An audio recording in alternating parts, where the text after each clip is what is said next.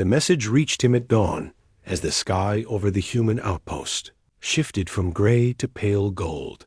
The winds that traveled across the frontier carried dust from distant valleys, dust that settled on every structure humans had built since arriving on this contested world.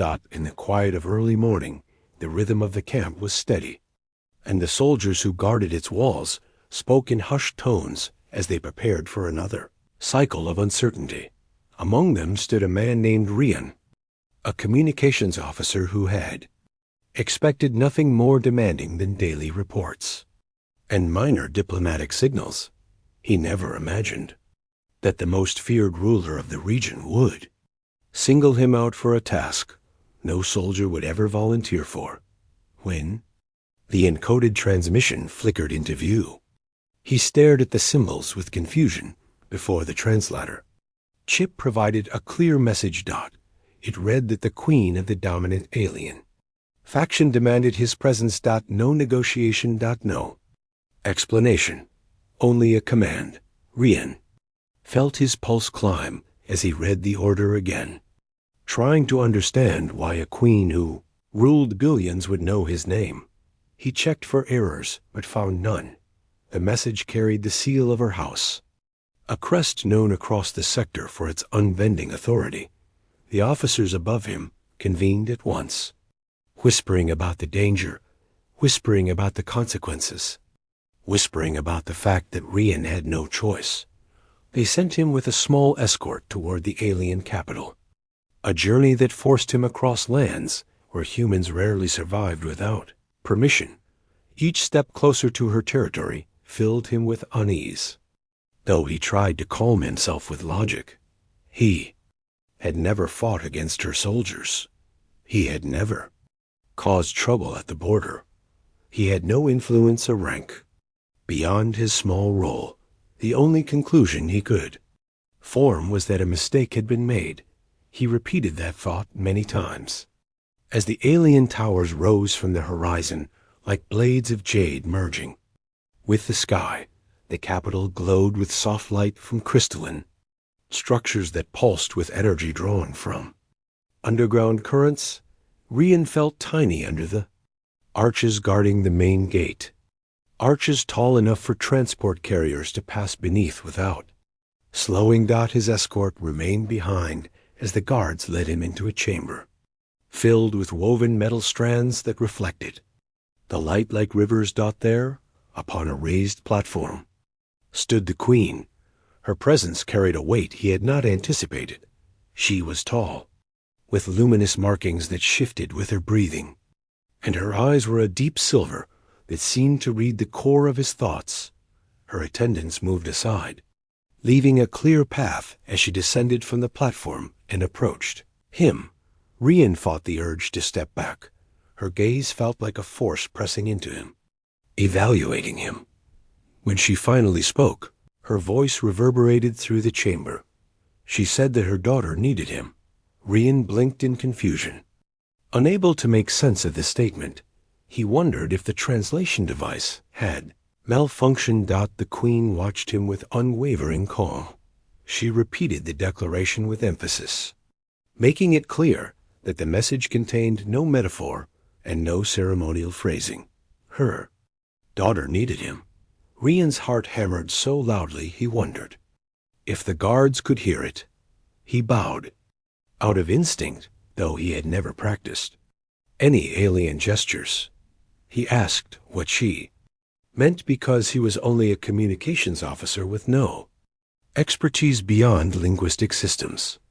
Queen motioned for him to walk beside her along a corridor lined with embossed panels showing the history of her people. He followed reluctantly, while trying to read her tone and posture. Unlike many rulers described in human reports, she did not radiate aggression. Instead, she carried a heavy tension, as though troubled by something profound. They stopped before a circular door that opened with a resonant inside the room. A soft blue mist drifted around a single figure, resting on a suspended platform. The figure was young by alien standards, with pale bands of color across her skin that flickered, weakly like fading embers. Rian realized she was the princess. He felt his throat tighten, because even without understanding their biology, he could see she was unwell. The queen moved closer to her daughter and rested a hand near her shoulder without touching her skin. She explained that the princess suffered from a rare condition affecting the neural pathways that processed interspecies communication. The illness emerged only in those destined to inherit leadership roles, manifesting as instability in the cognitive channels that allowed them to understand varied languages in diplomatic settings. The instability caused disorientation and emotional distress. Rian swallowed hard as the queen revealed that human data patterns, specifically human linguistic resonance, seemed to stabilize the condition temporarily. In simple terms, the alien mind calmed when human patterns filtered through its sensory fields. Queen had ordered a search for the most stable signal on the frontier. His communications work had produced patterns that aligned with the princess's needs. Rian could hardly believe it. He stood frozen as the queen stated that she had summoned him so he could speak near the princess, allowing his natural speech resonance to help her recover. Rian felt overwhelmed by the weight of the responsibility. He asked if a machine could do it instead. The queen replied that they had tried machines. Her voice tightened as she admitted that artificial resonance lacked the organic complexity required. Only a human voice produced the needed effect. Rian stepped closer to the platform and studied the princess. Her eyes were closed. Her breathing was shallow. He sensed her struggle, even without understanding her physiology. The queen instructed him to speak. He hesitated. He wondered what to say. He cleared his throat and spoke softly about the dawn at the human outpost, about the shifting colors of the sky, about the way light touched the structures and made them glow. His voice wavered at first, but steadied after a few lines.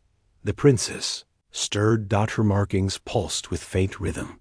Rian continued speaking, describing simple things such as the texture of the sand, the sound of distant winds, the comfort of morning routines. The blue mist responded as though reacting to the resonance. The princess opened her eyes slightly, revealing irises filled with swirling color. She whispered a word in her native tongue. The queen inhaled sharply at the sight before turning to Rian with a look he could not decipher. Hours passed as Rian spoke about memories, landscapes, and harmless stories from his training days. By the time he paused, his voice felt raw but steady. The princess now breathed with more strength. Her gaze followed his movements with curiosity. The queen dismissed the attendants and addressed him directly. She thanked him with sincerity that surprised him. Then she explained the deeper truth she had withheld. The condition threatening her daughter carried political consequences. If the princess remained unstable, the factions that opposed the queen would claim she was unfit to inherit the throne, triggering conflict across the sector. Rian felt his chest tighten as he realized the scale of the situation. His voice was now tied to the stability of an entire civilization. The queen continued by saying that she needed him to stay until her daughter fully recovered. Rian froze at the statement. He had not expected a long-term commitment. He feared the reaction his commanders would have if he failed to return. The queen studied him with eyes that reflected both strength and desperation. She admitted that she understood what she asked of him. Then she said she was willing to negotiate terms, ensuring human safety at the border, if he agreed to remain temporarily within the palace.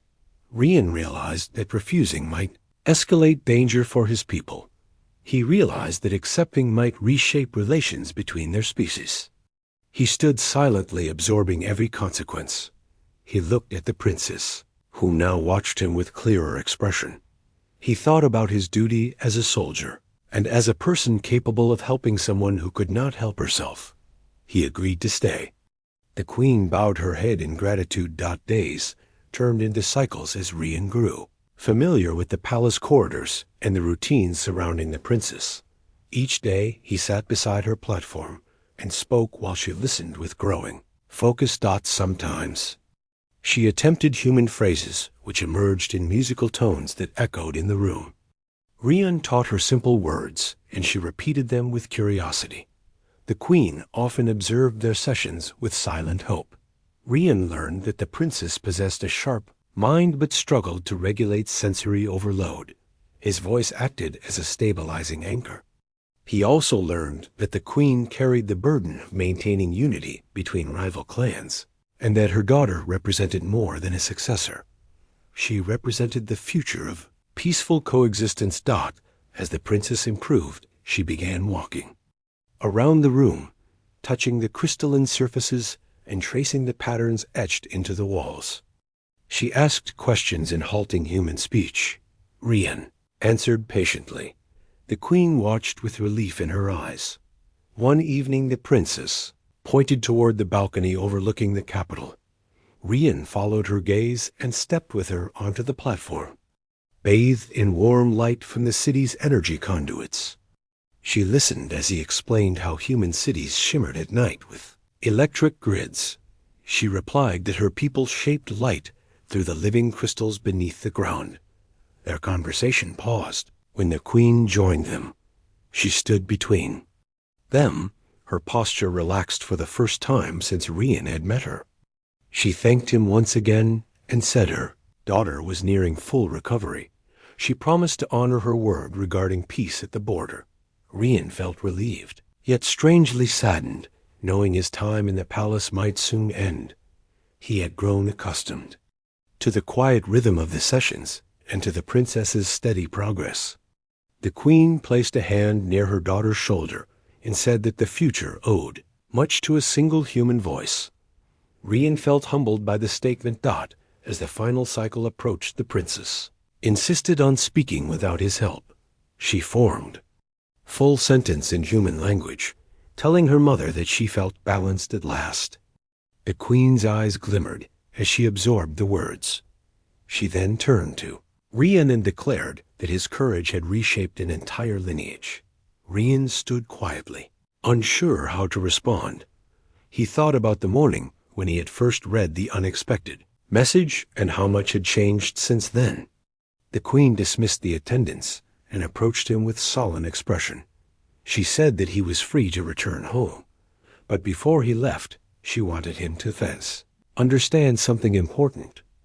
She revealed that when she first called for him, she feared no human would agree to help.